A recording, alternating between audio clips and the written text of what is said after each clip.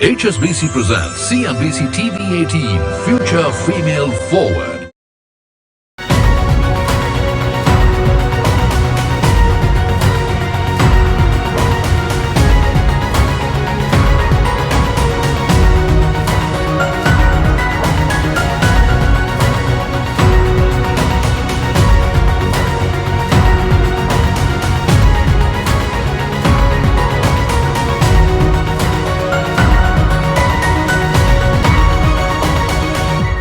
Mr. Thiaga Rajan, what an absolute pleasure to have you here with us. Before I talk about the state of Tamil Nadu and what the government is doing to ensure that you continue on the track record and create new benchmarks in the area of bringing more women into the workspace, very often we get boxed into labels, both men and women, where people assume that you are expected to behave a certain way, talk about certain things, not talk about certain things. So I want to start on a bit of a personal note. I don't know how many of you know this, but he's quite a prolific tweeter. And I remember seeing one of your tweets on Father's Day, where you said that today, the day that you turned a father, was the day that your life changed forever. Very often women talk about this experience, and women talk about what being a mother and what motherhood does. We don't really hear men and fathers particularly talking about this. I want to understand from you why you said what you did. I think in my case I had an extended, juvenile period. I was a student for many years. I was a bachelor for, till I was 36 or 37.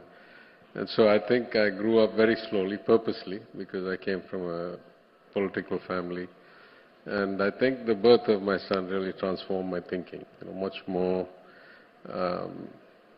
holistic, much more about the future, the world that my children would grow up in. It was there to some level, but literally the sight of him changed my perception of the world. So it just was what it was. Yeah, I can imagine that. But very often when we have these conversations, and again, as I pointed out, we made it a point not to have conversations only with women. We wanted this to be a platform where we engage with the men. And we want men to be equal participants in taking this conversation forward. Yeah. As somebody in politics today, as somebody in government today, what bothers you most about the discourse that you see when we talk about women? Either it's patronizing or it's retrograde. That's, it's not really enlightened discourse. That's, I would say, what really worries me a lot. Clearly we have an unequal society, and clearly women are by far the greatest share of the victims of bad outcomes in politics, in war, in every aspect of it. And too much of our debate either avoids that or avoids the positive aspects. Every single time I talk about the Finance Commission, I keep bringing this up, that nowhere in the Finance Commission do we talk about the percentage of girls who are given education or the percentage of women in the workforce. We know, statistically, macroeconomically, we know that to be one of the leading indicators of progress. Yes, yet in all these 15 Finance Commissions, not one time have we ever touched on that as a measure of progress or an incentive scheme to get greater funds. So I worry that the discussions are not substantive, and they're either kind of talking about, some kind of historic, archaic, cultural, artifact, or, the usual right-wing, nonsense, obfuscation. Yeah. I won't go down that rabbit hole, not this evening. But you talked about that the 15th Finance Commission doesn't measure and doesn't account for the fact that you need more women to be participating in the workforce, and how do you incentivize states to get more women into the workforce. What we are now starting to see across different state governments and across different policies and incentives are ways of being able to bring more women into the workforce. I want to understand from you, with the example of the state of Tamil Nadu, what do you believe has worked? What is working? Well, I was thinking about this when I got the invitation, and I would say there are probably 4 or 5 components, and I'll talk from the most historic to the most recent. Historically, Tamil Nadu, what was then the Madras Presidency, legislated equal rights, relatively equal rights for women back in 1921. It was the first presidency where women were given the right to vote. The first compulsory elementary education bill in 1921 covered both boys and girls. That's how long it takes to transform, the shape of society. So I would say what got us really to where we are today started over 100 years ago. And over time, from making self-respect marriages so children were not seen as a burden and the cost of marriage, making equal rights to property. I'm talking about 1989, like 20 years or 15 years before the union government legislation. And those kinds of artifacts or policies and legislations over decades manifest themselves first statistically today. If you look at our gender ratio, at least in my constituency, there are more female voters than male. Right? And around the state it's roughly 50-50. And if you look at the percentage of 18-year-old girls who have graduated high school or are graduating high school, the number is like north of 85-87%. Even in an advanced state like Gujarat, economically advanced state like Gujarat, that number is only close to 50%. So these things take time because you have to transform a culture and you have to make it the new norm, the new way of life. But I would say policy-wise, across all governments, and I'm saying Justice Party, Congress, DMK, ADMK, we have built the kind of societal platforms and utilities that help women engage in the workforce. So we have a decent public transport department. We have relatively safe, streets and areas where the policing is quite good. We have a noon meal scheme that we've had in some form or the other for 100 years, so the children get fed without the women having to worry about cooking for them. We have Anganwadis. In my constituency, for example, in the last 7 years as I've been an MLA, I've built probably 15 new Anganwadis or rebuilt all Anganwadis, and therefore we provide childcare which allows women to participate in the workforce. So these kinds of ecosystems kind of, facilitate this. And the consequence of that is you get this multiplier effect or these virtuous cycles. For example, if you look at industries, one of the reasons we have such a high percentage of women in the workforce is because those kinds of industries where they employ women in high numbers, like the garment portion of textiles, the non-leather footwear, like the Nikes, Adidas, the electronic assembly, like the Foxcons, Pegatrons that make iPhone. Those who employ women a lot are based here because they know they have a workforce. So you get this, virtuous cycle that those kinds of companies set up here, and therefore you have this, natural fit. In our government, I would say in the last 2 years, we have tried to take this to the next level. So now, for example, we have changed the program that used to give you benefits for weddings, should you stay in school or should you stay in college. We made that into a scholarship to make you stay in school or make you stay in college. Instead of paying you out like 50,000 rupees after you graduate and when you get married, we say we'll pay you 1,000 rupees a month as long as you stay in college. So, it's even more direct incentive for education. And far more progressive. Far more progressive. And this does deserve a big round of applause because to keep girls in school and college and not make marriage the only goal that they have to achieve is a big cultural mindset shift as well. I announced that in my budget a year ago, and I said exactly this. I said, one point maybe getting married well was the ultimate ambition. Now, independence, employment, skills are the ambition. So we changed the program. We no longer incentivize education as a means to marriage. We incentivize education as a means to self-reliance and productivity and forward. Recently, we started a year ago a free breakfast scheme, on a pilot basis. Now we're expanding that.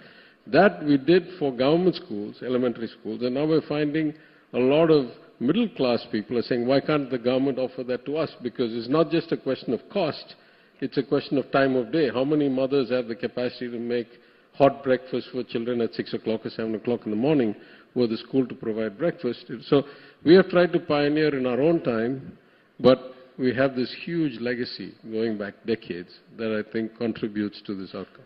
You know, you're talking about some of the incentive schemes that that are being used as intervention to try and make it easier for women. And there are, let's be very, very clear about it, the access deficits are huge, and especially when we talk about women, the challenge for women to manage different roles, different responsibilities, you know, within the household and outside. In India specifically, the burden continues to disproportionately fall on women. Now, in terms of intervention, did it surprise you, for instance, in Karnataka, when they announced the free bus service for women, the kind of backlash that there was against it? Yeah, so that's what I can't understand. We announced the free bus rides, and we got really, very positive. We also did that, just so you know. In 2021, when we came to office, the Chief Minister announced it, and we found it greatly increased. To be fair, not at the higher end of like IT or banking or accounting, but at the lower end of domestic work and like MSME work, it greatly increased the participation of women. And we recently had a study done by the Planning Commission when I was still in charge of the planning department, and that study showed that the average woman saved almost 1,000 rupees a month by traveling free on the bus, because we have passes and subsidies and all that. That's not the really interesting thing. The interesting thing is, it gave them independence that they could go to work without asking for anybody to take them anywhere, number one, because they may be short money that day. Number two, the bulk of those savings went into providing better nutrition for their children.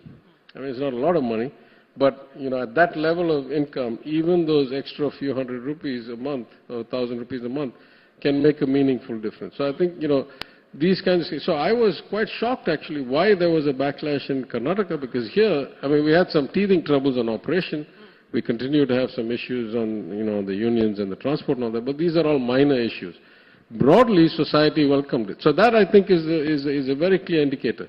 If you have the right culture for decades, then it's easy to take the incremental step. If you try to leapfrog where you haven't been doing all these things, maybe not as many or not as well, and you suddenly try to do something, then you get backlash. And I was actually quite shocked by the backlash, to tell you the truth.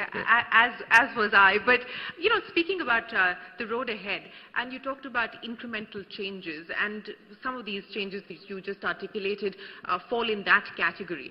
But we also talked about the fact that this is also a state that is encouraging entrepreneurship. It's encouraging particularly female-led entrepreneurship. That is also one of the aspects that we've put down as a strategic imperative as part of India's commitment to the G20 presidency. What do you believe governments can do to nurture? Do governments have a role in entrepreneurship, in nurturing entrepreneurship, and specifically women-led entrepreneurship? Yeah, I would say yes to both. I would say yes generally, but I'd say particularly in India, because again, women face more barriers to entry and more kind of risk of rent-seeking or access problems than men, number one. And number two, they are generally less well-off and less educated. Still, even though I say the ratio is what it is. So, in our case, our broader initiatives first starts with education. First get as many of them into school, then as many of them into college, then of course as many of them into the workforce. But as you know, in a country like India, it's not realistic that all of them are going to get employed. And entrepreneurship gives us that kind of bridging of creating productive people without having to worry about do they have this qualification or that skill, because they're always from hyper-local to local needs of the economy that are filled by entrepreneurs. And as you know well, MSMEs are the greatest job creation engine by far. More, large corporates are kind of flashy and provide high-quality jobs with maybe trickle-down or second-tier effects, but the bulk of job creation happens in MSMEs. And as you may know, as I'm sure your statistics show, Tamil Nadu has also the highest number of women entrepreneurs, and as a percentage of the entrepreneurs, women are more here than everywhere else. Now, some of that is because of all this ecosystem. Some of that is the government taking conscious decisions. So we have something called a Tamil Nadu Women's Development Corporation. In my budget of the last budget, I announced a Tamil Nadu's Women's Entrepreneurship and Women's Startup Mission to particularly focus on getting them to the right place. And I think the bulk of our SHG movement, which we were quite pioneers in, the self-help group movement, really has been a good breeding ground for the kinds of skills. And then you have to do micro efforts. So in my constituency, for example, about a year and a half ago, we kicked off a statewide program to teach accounting, kind of compliance with tax and basic management with partners like TIE and other networks. And we started in my constituency, but it's going around the state. So we have special focus. We give special benefits both in terms of loans, interest subvention for education, for business loans. In the NEETS program, for example, we give some reservation and some increased amounts for women. In many ways, we try to facilitate women entrepreneurs. And just now, I've returned from Hyderabad this weekend. They have a We Hub, which my friend Ram, PTR, pioneered. And we are going to partner with them. That's where our last Future Female Forward event was at the We Hub. And so Deepthi and her team are going to help us. We're going to sign an MOU shortly. And then, we have no... So We Hub in Chennai? We have collaboration with... we have a scheme funded by the World Bank, which was our initiative, called Valnd Kaatuvom, which is a women's entrepreneurship development program. But we see no need to reinvent the wheel. They've done some good work, so we want to partner with them and leverage their learnings and their kind of systems and move it forward. Well, I'm glad to hear that you're not trying to reinvent the wheel, because that's exactly one of the other aspects of this program, is to exchange notes on best practices, what's working, what's not, and and take the learnings from there. As IT Minister, does it worry you that in an era of now AI and so on and so forth, that the gender gap is going to get worse? Because when we talk about access to technology, when we talk about things like access to a device, in large parts of the country, in large sections of the society, it still is largely with the man of the house. Does it worry you that the gender gap will widen as we move into a more tech-driven world?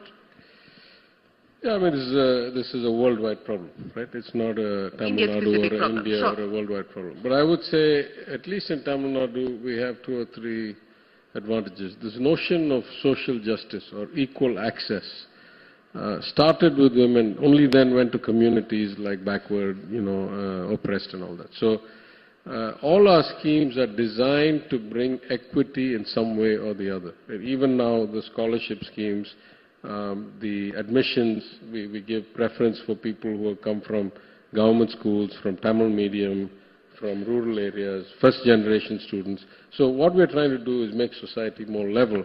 And I think that reflects in our Gini coefficient being about 10% lower than the national average. And of course, you can be, like Bihar, have a low Gini coefficient, but all be poor. And then you can have Tamil Nadu, which is relatively well off, and still have lower inequality. So that's the goal we have. Inherently, those help women get more access or more close to equal access. It's not going to be guaranteed. But in the area of tech particularly, in skill development, we want to make sure that 50% of all of these high-end skill trainings go to female participants in the skilling program. And we want to help them get, like they do in other places, like we have IP, patent, those kinds of things. We want to help them facilitate with that. This problem, I think, is, as I say, a worldwide problem, but you have to start fixing this very young. It's very hard for us to come and do intervention if you don't have 50% or, close to 50% of the graduating polytechnic, ITI and high school students be women, then it's very hard. We are close to that. We may be more than that in some cases. Now the question is, how do you transition from there to the workforce? Some of that is skill. Then you have another problem, which is because, as you said, women take on these, big roles at home as mothers, as homemakers. Then a lot of them have disruption. And this is true even in America, where I worked for many years, right? A lot of people in banking or in academia take time off to raise children. So we have, through the Women's Development Corporation, a kind of reskilling and re-entry into the workforce initiative that we're just getting started. But I think those kinds of special programs that can help people who have non-linear careers, I think would help a lot. Oh, yeah, most certainly. And I think most sectors and most organizations at this point in time are in their own way trying to find ways of being able to bridge these gaps, as well as look at how you can bring down attrition and bring back women who've gone on long periods of leave. You know, we're talking about gender parity, Mr. Thiaga Rajan. Gender parity in Indian politics, unattainable? Well, it's a very difficult subject. I mean, we look at reservations. So, in local politics, local body politics, we are now at 50% reservation. So, for example, my city has a lady mayor, and 50% of the councillors are ladies. But you see, when you try to mandate these quotas, you get some success, but it takes probably 2-3 cycles. I'll tell you an exact example. If you look at these 50% reservations, a reasonable number, maybe even a majority of these 50%, are the wives, sisters, mothers, daughters of the otherwise politically strong person. Yeah. That's not great. But what happens is, once they get this job for 1 year, 2 years, 3 years, certainly 5 years, they start realizing that constitutionally it's the person who sits in the hall, the person who signs the paper, that's the one who has the real power. And by the time they come to the next round of the cycle, they start realizing that they are the one in the driver's seat, and it's not really about going and asking anybody. So in my constituency, at least, and in my district, I always give priority to the individually qualified and the individually capable person, not just because it's the right thing to do philosophically, it's the right thing to do practically. At the end of the day, we have to run the meetings inside the city council. And if I have somebody who's just a rubber stamp, I can't actually make sure that the meetings run properly. So, if they're educated, if they're capable of debating in real time, if they have some sort of policy background. And in some cases, we have to go the special way. Like in Madurai, for example, the mayor is 2 degrees educated, can speak, and speak on a public platform, but didn't have public policy expertise. So what I did, I got an aide who has a master's degree in public policy, had the council approve her as an unpaid consultant to the mayor, and stay with her to help her go through. In 2 years, she's come up the learning curve dramatically. So, you have to take these additional steps. But, change is hard. I would say change in politics is harder, and change in, politics where the education levels are not that high are almost impossible. So if you take across India, I would say that is the barrier. You'll find Kerala is way ahead. If you look at, how many, many mayors and many MLAs, ministers. Tamil Nadu, we're okay. We could do a lot better. There are other places that are a lot worse than us. So. Well, we hope that, it doesn't remain an impossible ask. I hope that we bridge the gap even as far as politics is concerned. Let me end by asking you, Minister, is there a woman that has inspired you in life? And if you were to make one bold bet, I mean, you've talked about many of the initiatives that you've already taken. If you were to make one bold bet to really further the cause of women, to create a culture of equal opportunity, what would that be? Answer the first part much more easily. I think my original professor when I was a graduate assistant, one of my PhD advisors, the 2 traders on Wall Street who taught me the most, who took the trouble to teach me because I went relatively old. I was book smart, but I didn't know the culture of Wall Street. A lot of these people have, all of them were women, and a lot of them have impressed me and shaped my thinking. And so I'm naturally inclined to bring more women into the workforce. I did that when I was at Lehman Brothers, when I expanded the recruiting program at the Lehman Offshore Capital Markets Hub, away from IITs, which were predominantly male, into the commerce colleges, SRCC, LSR, Xavier's and all that, and the ratio changed dramatically. Went from like 90-10 to probably 60-40 in 2 years.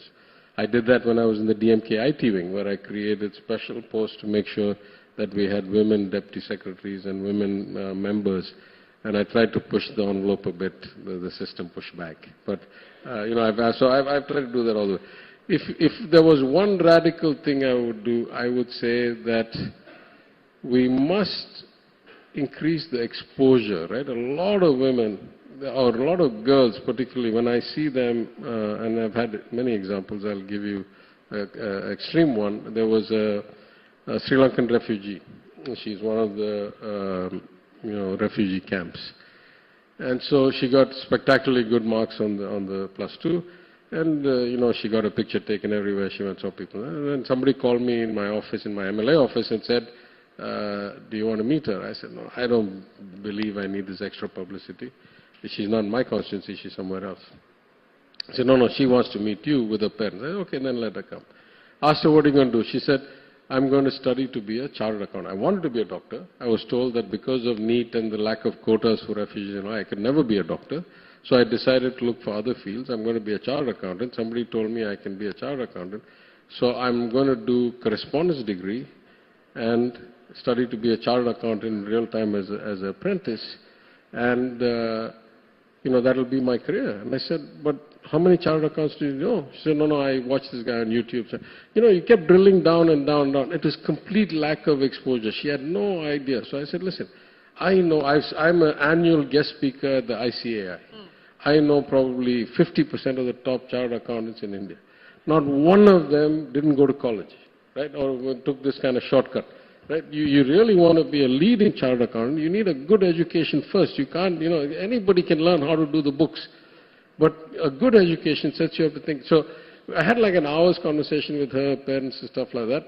And she said, it's too late. I said, don't worry, I'll get you the admission. My family left me a good legacy. So I found one of the best colleges. They were happy to help her. I agreed to pay the fees. We got her everything settled. About a week later, I went back to see her. And she said, thank you very much. She walked out of my office and they put a mic in front of her to ask her for an interview. This is a girl. 1 week ago, she said she doesn't want to go to college. She wants to be a chartered accountant through apprenticeship. 1 week later, she says, I want to graduate top of my class here. I want to go to IIM. I want to get an MBA. And I want to be a financial expert like the minister. Right? So a lot of these people don't have that exposure. They don't have anybody to tell them these are the paths in life. This is what connects the dots. This is the steps that takes you. And so I think exposure is the core thing. If there's any way, and in my constituency, for example, ever since I was opposition MLA, we run career counseling. Not just for the students, but for their parents, because many of these are first generation students, and their parents are ill-equipped to tell them how the world works, what the prospects are, what the future is. Yeah. And so this, I think, is the core, is that if people could understand, I'm still trying to figure out the world, right? I'm 57. But when you're 15, 16, 10, 12, 18, your views are so limited by your circumstances, right? Like my children can see a lot more of the world than somebody living in a refugee camp. So that gap, if we could bridge, I think we'd be much further along to realizing the true potential. And because women generally have less access and are not as, Tamil Nadu is okay, but if you look globally, they're not given as much, access to education and exposure of the world. I think that could be a game changer. Well, we hope and we pray that through the power of mentorship that you just spoke of, through the power of creating a facilitative environment by way of government policy, intervention, etc., we do ensure that no woman or no man is a prisoner of his or her circumstances, and that is what the goal should be. Minister Thiaga Rajan, it's been an absolute pleasure. Thank you very, very much for joining us here on Future Female Forward. We truly appreciate your time as well as your insights. Thank you so much for being here this evening. HSBC presents CNBC TV 18 Future Female Forward.